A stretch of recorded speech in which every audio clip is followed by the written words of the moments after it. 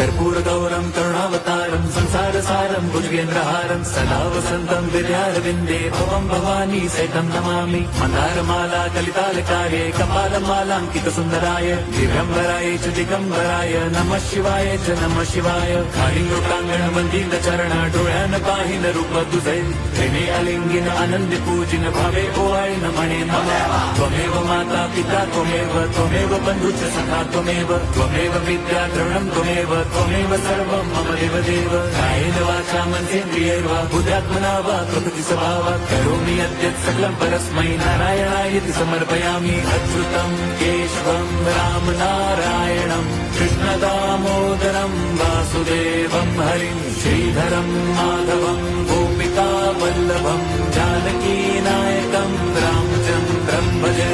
हरे राम हरे